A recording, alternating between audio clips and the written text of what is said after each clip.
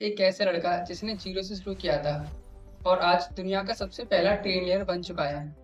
लोग लखपति बनते हैं, करोड़पति बनते हैं, अरबपति बनते हैं, पर इसने तो रिकॉर्ड ही फाड़ दिया। हेलो एवरीवन, मैं हूं मुकेश।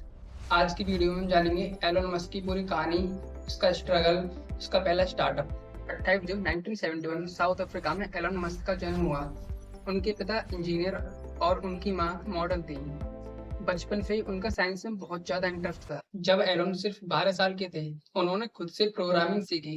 ना कोई कोर्स, ना कोई टीचर, बस किताबें और सीखने का जुनून। कुछ समय बाद उन्होंने अपना पहला वीडियो गेम बनाया जिसका नाम लाफ्टर, और उसे बेचकर इन्होंने अपनी जिंदगी की पहली कमाई करी। एलन मस्क को लगता था टेक्नोलॉजी और इनोवेशन का फ्यूचर अमेरिका में है। 17 साल की उम्र में उन्होंने साउथ अफ्रीका को छोड़ दिया और कनाडा चले गए। वहां भी उनकी जिंदगी आसान नहीं थी। खेतों में काम किया, फैक्ट्री में काम किया, छोटी मोटी जॉब की।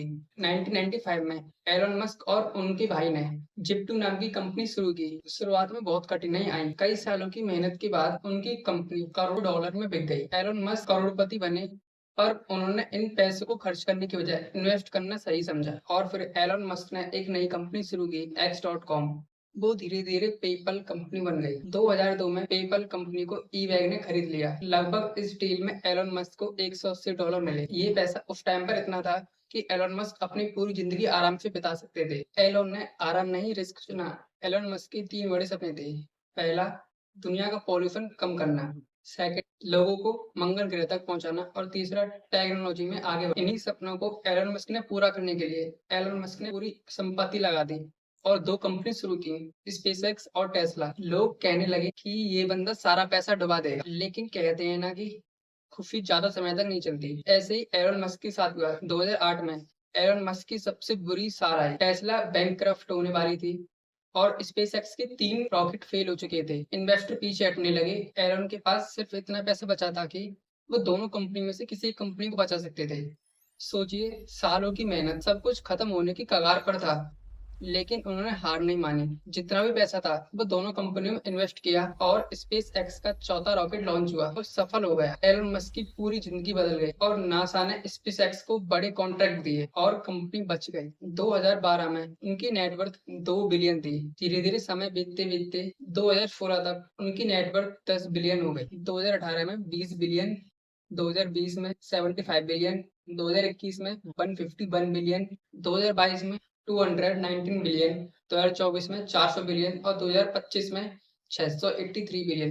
2026 आते आते उनकी नेटवर्थ 1.1 ट्रिलियन की हो गई। उनकी नेटवर्थ इतनी तेजी से बढ़ रही है कि सेकंड रिचेस्ट पर्सन उनके आसपास भी नहीं है। इस बंदे ने जो किया वो कोई सोच भी नहीं सकता। उनकी कंपनी स्पेसएक्स का आईपीओ आया, उनकी नेटवर्थ $800 बिलियन से 1.1 ट्रिलियन तक हो गई।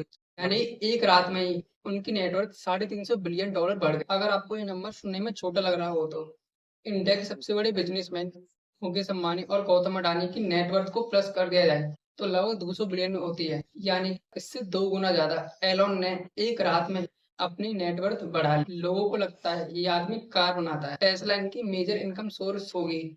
ऐसा बिल्कुल नहीं है कि टेस्ला इनकी पूरी नेटवर्थ का सिर्फ 20% ही कंट्रीब्यूट करता है। इनकी एक और कंपनी है XAI, जो कि इनकी नेटवर्थ का 5 से 10% कंट्रीब्यूट करती है। लेकिन इनकी नेटवर्थ का मेजर हिस्सा सिर्फ एक ही कंपनी से आता है, लगभग 60 से 70%।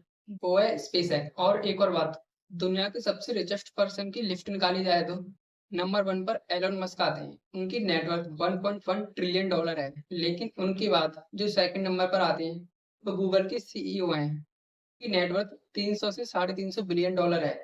इन दोनों में लगभग $700 बिलियन का गैप है।